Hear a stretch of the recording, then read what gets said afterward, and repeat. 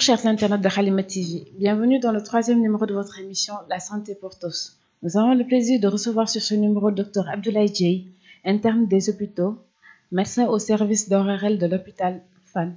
Docteur, bonjour. Bonjour Yafatou, j'ai le plaisir d'accepter votre invitation pour ce numéro de santé pour tous. Je profite de l'occasion pour saluer tous les internautes de Halima. Pour ce numéro, nous allons parler de l'amygdalite. Pouvez-vous nous définir la pathologie? Donc l'amygdalite se définit comme une inflammation ou une infection qui siège au niveau des amygdales. Voilà, donc les amygdales, ce sont des formations qui sont présentes au fond de la gorge de chaque individu. Voilà, donc il faut éclaircir que les amygdales sont présentes chez toutes les personnes à la naissance. Voilà, donc les patients peuvent venir à l'hôpital, à la consultation, nous dire que docteur, j'ai des amygdales. Voilà, donc on leur dit souvent qu'on a tous des amygdales, mais la pathologie en tant que telle s'appelle angine. Voilà, donc on parle d'angine quand il y a une infection ou bien une inflammation qui intéresse ces amygdales. Oui, voilà, justement, parce que j'allais vous demander justement quelle est la différence entre angine, amygdalite et pharyngite, parce que il n'y a pas forcément une différence, il y en a une toute petite entre pharyngite et amygdalite. Vous pouvez nous éclaircir, s'il vous plaît? Oui, en fait, la pharyngite est différente de l'amygdalite, mais l'amygdalite est un synonyme de l'angine. D'accord? Donc, l'angine, comme je l'ai dit tantôt, c'est une inflammation qui intéresse uniquement les amygdales palatines, qui sont au fond de la gorge, qui sont au nombre de 2. Par contre, la pharyngite, c'est une inflammation diffuse du pharynx. Donc le pharynx, c'est le conduit qui est au niveau de la gorge. Par là, c'est de là où passent les aliments, lorsqu'on s'alimente, lorsqu'on respire. Voilà, donc c'est tout un tube, voilà, qui est au niveau de la gorge. Donc contrairement à la pharyngite, qui est une inflammation diffuse de tout le pharynx, le patient ne ressent pas généralement une douleur, mais plutôt une gêne pharyngée, c'est-à-dire il va te dire qu'il sent quelque chose au niveau de sa gorge, ou bien qu'il sent beaucoup de sécrétions qui montent et descendent, qu'il sent une gorge qui est sèche. Voilà, donc il a envie de boire, il boit beaucoup d'eau alors que la sécheresse de la gorge ne disparaît pas. Et souvent, c'est des patients qui ont des problèmes gastriques, qui font des reflux gastriques, d'accord. Mais ça peut être ça peut avoir une autre origine. La pharyngite peut être virale ou bien avoir une autre origine. Comment se manifestent les amygdalites en général? L'amygdalite se manifeste déjà par une douleur, parce qu'il dit inflammation, infection, dit douleur. Donc, les signes cliniques, c'est essentiellement la douleur qui siège au niveau de la gorge. Donc le patient, quand il vient, il te dit que j'ai du mal à avaler même mes salives, j'ai du mal à manger, depuis hier soir, je n'ai pas mangé. Voilà, c'est la douleur d'abord. Bon, ensuite, il y a la fièvre, il y a l'augmentation de la température corporelle. Voilà, et il peut ici associer aussi des douleurs au niveau des différentes articulations. Il peut s'y associer aussi des douleurs abdominales, surtout chez l'enfant. Voilà, donc ce qui peut leurrer un peu le diagnostic. Voilà, mais il faut savoir que la douleur abdominale peut apparaître chez un patient, chez un enfant qui présente une angine. Donc, à part la douleur, la fièvre, la douleur abdominale chez l'enfant, il peut y avoir une mauvaise haleine aussi. En plus des douleurs articulaires, voilà, qui peuvent siéger au niveau des coudes, au niveau des genoux, d'accord, au niveau des poignets. Donc, tout ça est associé aussi à un retentissement scolaire. Voilà. Donc souvent, c'est un enfant qui ne va pas à l'école, qui rate ses devoirs, peut rater ses compositions. À cause de la répétition. À cause de la répétition. D'accord. Donc quand l'angine survient, quand l'amygdalite survient, ça entraîne une altération de l'état général. C'est-à-dire qu'il a une algie diffuse, il a mal partout, donc il ne peut même pas bouger du lit. Voilà. De même que chez l'adulte aussi, il peut y avoir ce même tableau.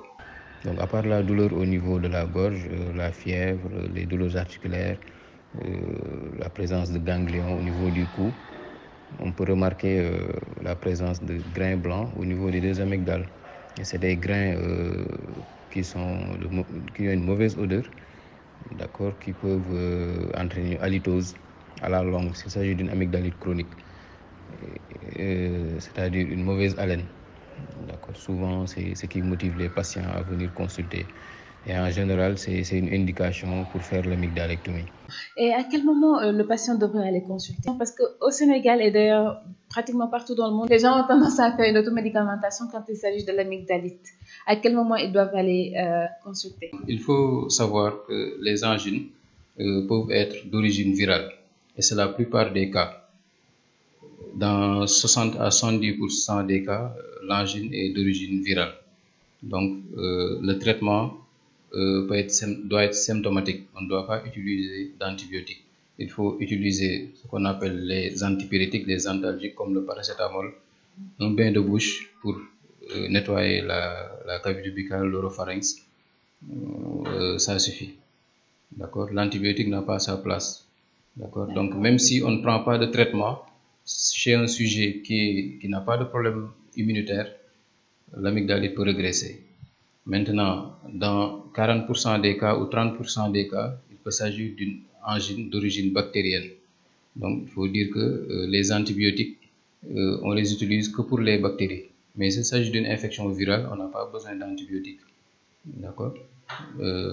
Donc, s'il s'agit d'une angine bactérienne, souvent on voit des dépôts blanchâtres, d'accord, au niveau de la gorge, d'accord, et c'est même ce qui pousse les patients à consulter parce que ça fait plus mal, ça élève beaucoup plus la température et ça cloue le plus le sujet au lit. Maintenant, une angine simple, virale, donc on peut prendre un paracétamol, d'accord, et un bain de bouche, ou bien les sprays antalgiques qu'on peut appliquer au fond de la gorge. Maintenant, le lendemain, si on n'a pas d'amélioration, là, il faut aller consulter un ORL. Donc, ils peuvent prendre, disons, 24 heures, 48 heures, essayer de voir l'évolution avant d'aller vers un Voilà, médecin. on peut prendre un traitement symptomatique. On ne prend pas d'antibiothérapie.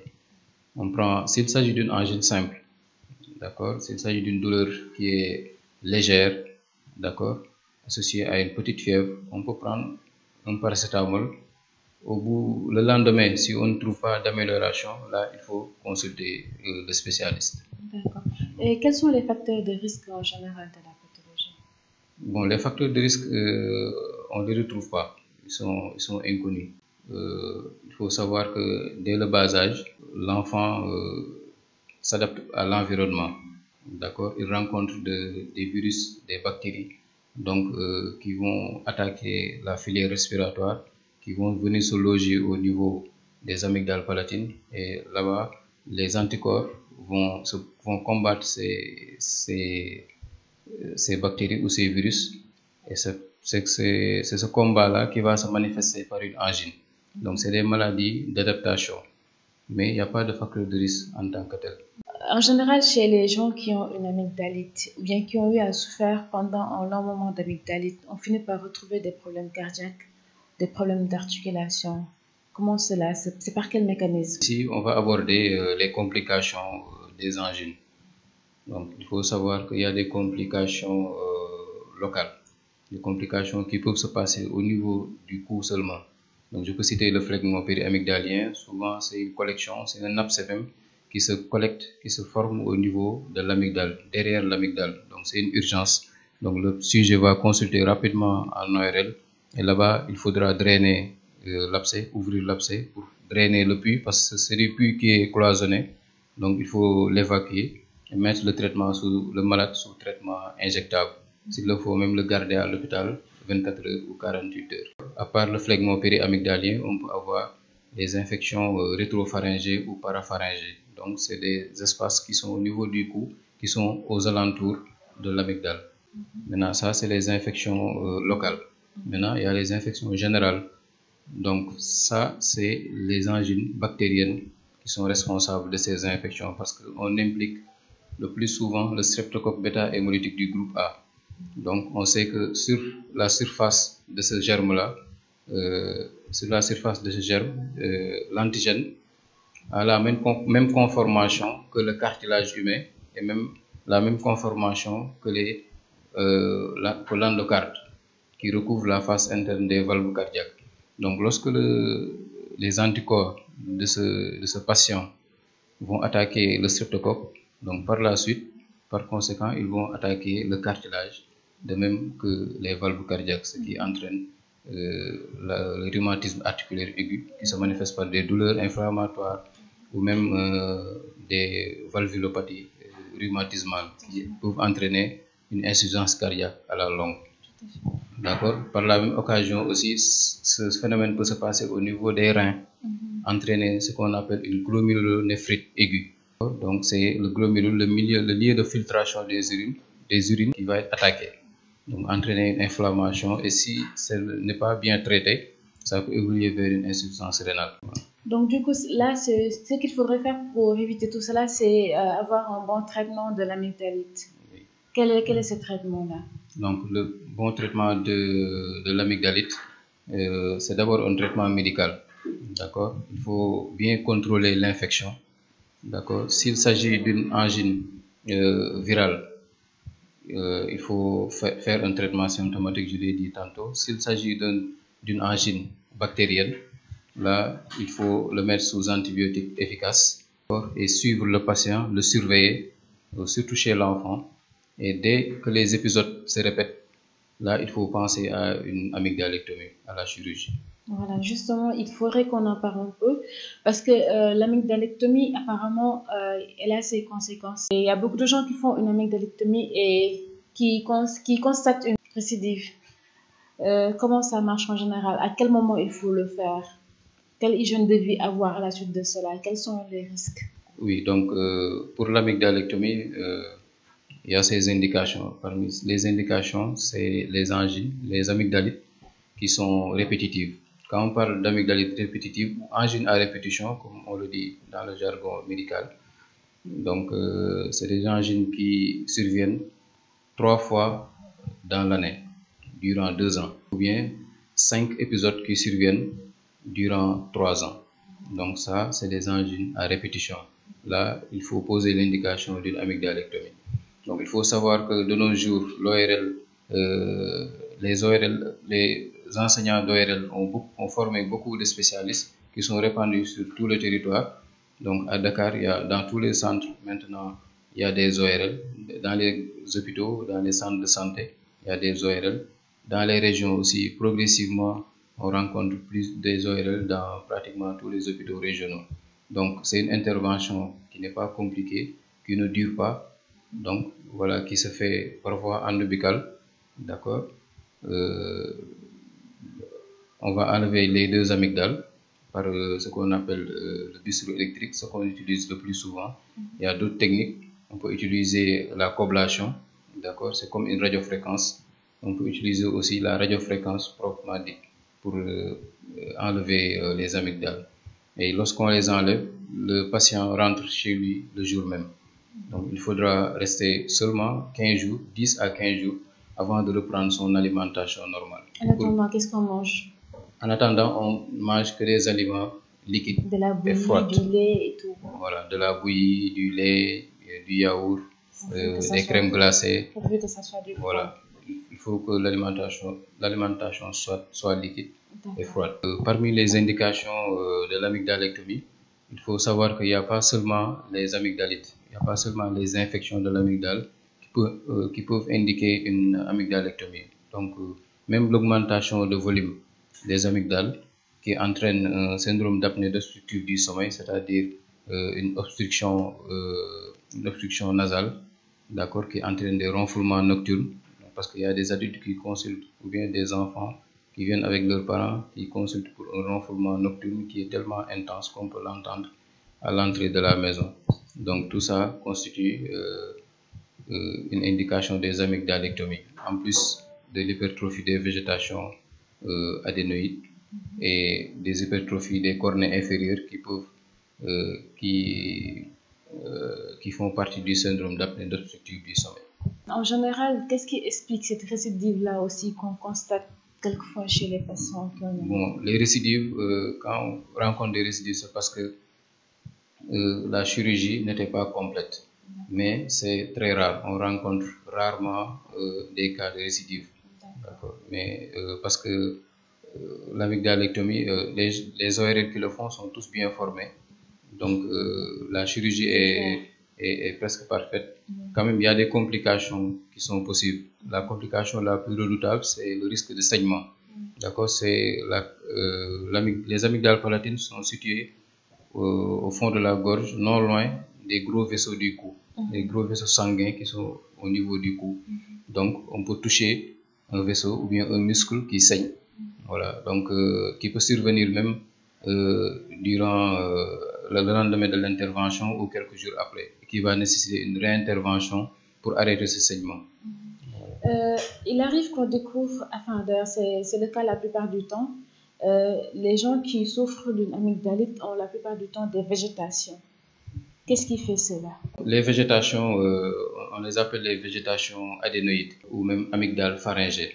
Parce que avec les amygdales palatines, elles font partie du tissu lymphoïde de l'anneau de Waldeyer, qui sont surtout la longueur du pharynx, qui participe au phénomène de défense, surtout chez l'enfant.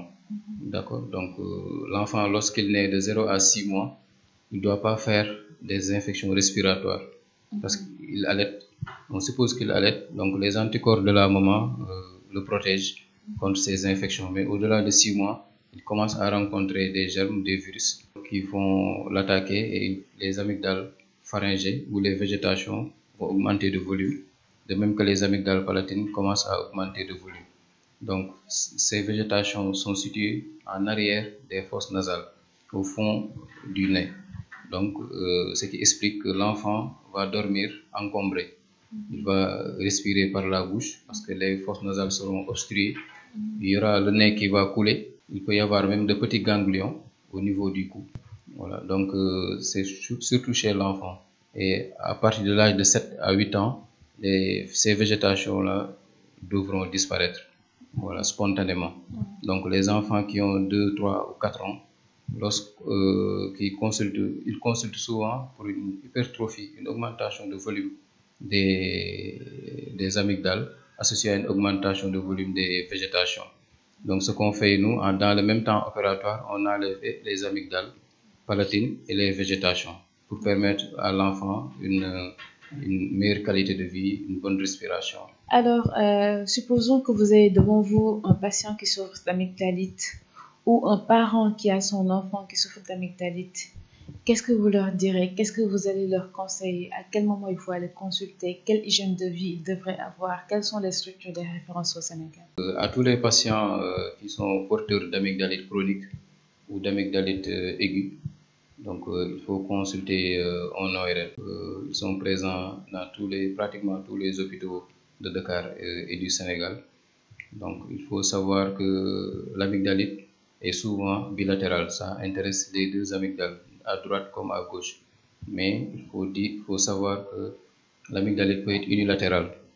Et ça, c'est plus alarmant parce que ça peut faire penser à une maladie plus grave ou à un cancer. Parce que même l'amygdale peut être siège d'un cancer. Donc même des douleurs aussi au niveau de la gorge peuvent orienter vers une autre pathologie autre que l'amygdale, c'est-à-dire un cancer de la gorge ou quelque chose comme ça. Donc il faut consulter pour qu'on puisse poser le diagnostic et démarrer un traitement adéquat, rapide et adéquat. Il n'y a pas de mesures d'hygiène spécifiques aux gens, aux patients qui souffrent d'amygdalite? Bon, les mesures d'hygiène, surtout chez l'enfant, on préconise d'avoir une bonne hygiène respiratoire. On donne des conseils aux mamans qui font des lavages nasales, des lavages du nez pour désobstruer les fosses nasales. Parce que quand il y a une rhinorrhée, quand le nez coule beaucoup, les sécrétions vont stagner et là-bas, les bactéries vont venir pulluler et entraîner une infection. Donc, surtout chez l'enfant, il faut avoir une bonne hygiène respiratoire, une bonne hygiène nasale. D'accord. bu ñu ko bëggee tënk tuuti ci wolof parce que li ñu wax am na solo torop te dafa nekk feebar boo xamante ni dafa bëri biir Sénégal dafa bëri ci xale yi ñuy sonal dëgg la émission bi di romb na Sénégal waaye ñi nga xamante ni ñoom la ñu war gën a waxantal mooy sénégalais yi nekkal lan nga leen di wax tey ci amygdalite nit ñi di ko woowee tamit angine te nga xamante ni bokkul ba léegi ak pharyngite lan mooy loolu kañ la ñu war seeti docteur bi ak nan lañ koy fajee. donc bu ko bëggee tënk ci olof waaw amygdalite moom mooy angine d'accord moom mooy amygdale mooy ñaari cër yi nga xam ne boo xoolee ci seetu sax di nga gis ñaari bul yu nekk ci put bi mooy bu fekkee dafa am infection dafa xonk voilà muy metti d'accord di tàngal yaram bi di tëddal nit ki ba du mën a liggéey du mën a jàng loolu mooy angine léegi pharyngite nag moom mooy infection boo xam ne dafa jàpp put bi yëpp d'accord boobu tamit day xaw a niróog angine mais du angine d'accord mais boobu du la jàpp trop comme ni la angine di daanele voilà mais boobu souvent bu ñuy xool ñi nga xam ne dañu am ay problème estomac tamit seet nañu ñoom ñoo ëpp ci ñi koy am d'accord léegi nag boo amee angine da nga war a dem kër docteur seeti ORL ñi nga xam ne ñooy faj put ak bakkan ak nopp comme ça ñu teel a xam feebar bi fan la d'accord ñu teel ko faj voilà faj bi nag am na ay pàcc mën nañ la jox ay comprimé nga koy naan d'accord bu fekkee nag angine lim lay dal ci at mi dafa ëpp ñetti yoon ci ñaari at yi wala mu ëpp juróomi yoon ci ñetti at yi loolu il faut ñu defal opération bi naan amygdalectomie te opération boobu nekkul loo xamante ni dafa compliqué waaw lépp nag ci àdduna looy def am na risque mais complication bi ñi ci ORL yi liñ koy defee baax na baax boo xamante ni pour nga gis ci complication sax problème la daanaka donc loolu mooy traitement bi nga xam ni amygdale angine yi nga xam ne day répété wu di dem di ñëw ndax buñ ko opéré wul risque bi mooy mën na la indil ay problème cardiaque mën na la indil ay problème articulation comme ay rhumatisme mën na dem ba indil la ay problème rein donc je pense que nga dem opéré ko moo gën yooyu yëpp di la si fekk voilà léegi nag bu fekkee angine mën nga am angine si benn côté bi donc loolu daf la war a alarmer da nga war a dem gaaw consulter ci ORL mu xam lan la ndax angine normalement ci ñaari côté yëpp la war a nekk mais bu nekkee ci benn côté bi waaw loolu mën nañ xalaat ni feebar bu bon la. kon nag jërëjëf docteur Dieye ñun ñoo ko déggandoo tey ñi ngi doon waxtaanee li nga xamante ne moom mooy amygdalite et quand nous parlons d'amygdalite nous parlons naturellement de l'angine et ça n'a rien à voir avec la pharyngite même si les signes cliniques peuvent se ressembler. Aujourd'hui, le docteur Dieye nous a parlé de la définition de l'amygdalite et de ses manifestations cliniques et du traitement. Il nous a parlé notamment du traitement chirurgical avec l'amygdalectomie. ñun nag bu ñu déggee opération rek daal di tiit waaye amygdalite am na foo xamante ne bu fa tollee mieux vaut ngeen daal di dugg bloc rek seeti ñu mel ni docteur Dieye ñu defal leen amygdalectomie ngeen am jàmm benn yoon faju wër jàll ci leneen ñu ngi leen di jox daje nag ci beneen émission beneen pathologie ak beneen docteur jërë ngeen jëf merci docteur Dieye. merci Aïbatou.